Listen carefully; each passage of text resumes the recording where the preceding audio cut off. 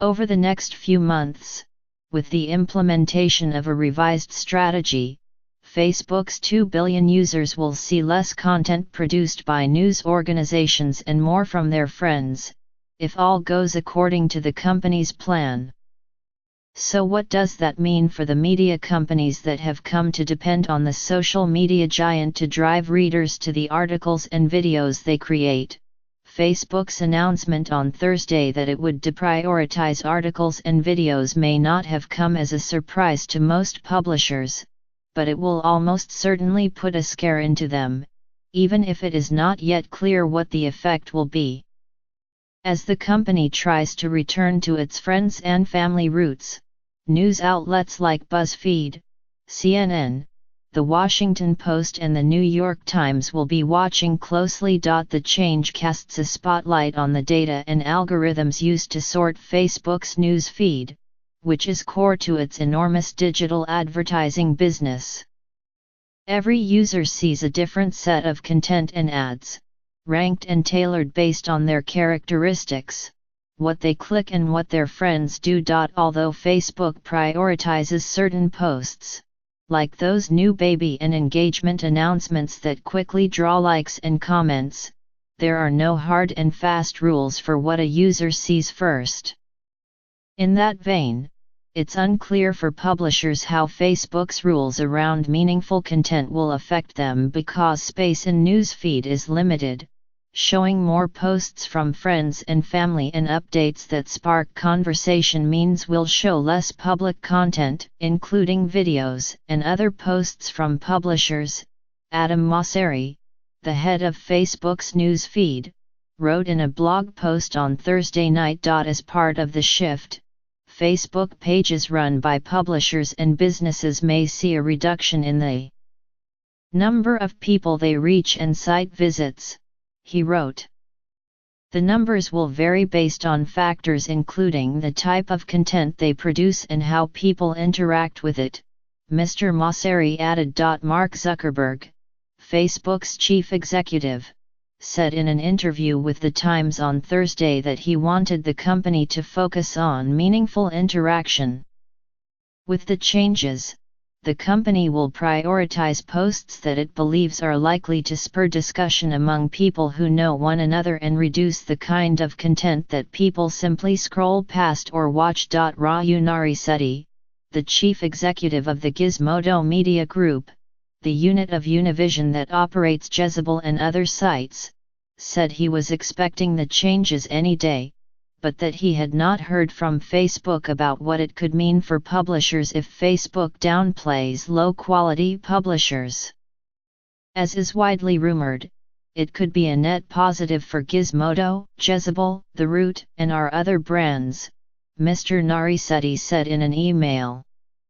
As always, it would be good to see transparency from any platform, particularly Facebook, as to how they are going about deciding what constitutes quality. Jason Kint, the chief executive of Digital Content Next, a trade group that represents entertainment and news organizations, including The Times, was skeptical of the change in strategy. If this change is as significant as they describe it, news organizations will go out of business or succeed based on a change that they didn't necessarily have input on, Mr. Kint said. It reads as something that will drive up engagement and probably push away policy risk, because they're not allowing news properties to have the same sort of presence in their feeds. Facebook's new direction comes at a time when political discourse is often heated in the United States, and nationalist groups are on the rise in other parts of the world.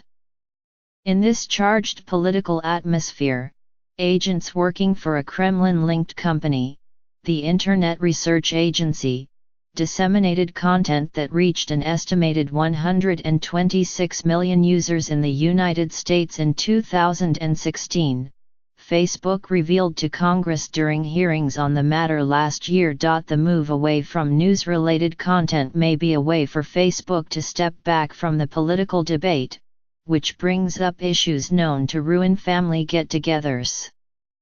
But Mr. Kint said he had hoped that the social media giant would have found another way to weed out hoaxes and made-up news stories without penalizing all publishers. Facebook accounts for about 17% of visits, on average, to the digital companies he advises, he said. For media companies, a reliance on the company as a driver of traffic has proved an unreliable business model, given that it can change what it prioritizes in its news feed at any time. Facebook's battle against clickbait, for instance, sent click-dependent publishers like Upworthy into a tailspin several years ago. Facebook recently paid millions to publishers, including The Times, to invest in making live videos for the platform, but it is unclear how successful the effort was for both Facebook and the news organizations who signed on. Many publishers have already recognized that they must spread their content beyond Facebook. Referral traffic to publishers from the site dropped 25% from February 2017 to October 2017, according to data from Parse.ly, a digital publishing analytics company. But forced to confront declines in digital advertising and online readership, many publishers have also staked at least some of their future on Facebook's ability to augment their audience. The algorithm changes will almost certainly affect ad-supported media companies like BuzzFeed and Bustle, which depend in part on Facebook to bring in an audience.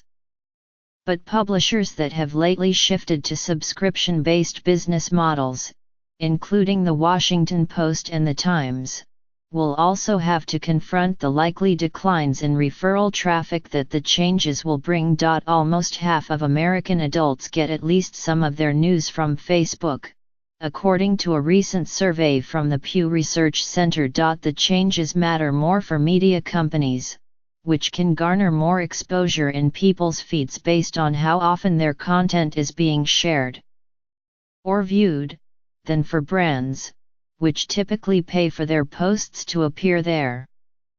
Facebook's annual revenue, nearly all of which comes from online advertisements, has more than tripled in the last 4 years, reaching $27.6 billion in 2016.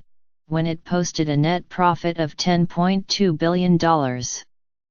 The company will report its 2017 results later this month. Mark Thompson, the chief executive of the New York Times Company, recently compared the relationship between the publisher and Google and Facebook to an airport and airline. "You've got an infrastructure owner on which you depend for your business," he said at a conference last month.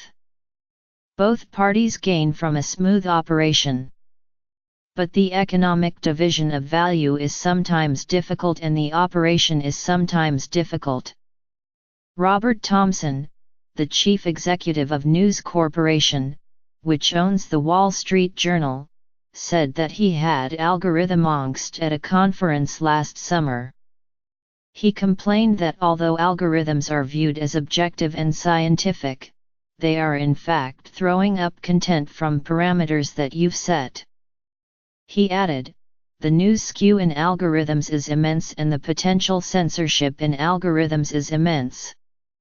Mr. Zuckerberg signaled the change in a Facebook post last week. As he does at the start of every year, he let his audience in on the challenges he hoped to conquer in the coming year, and the chief one for 2018 was making Facebook a force for moral good.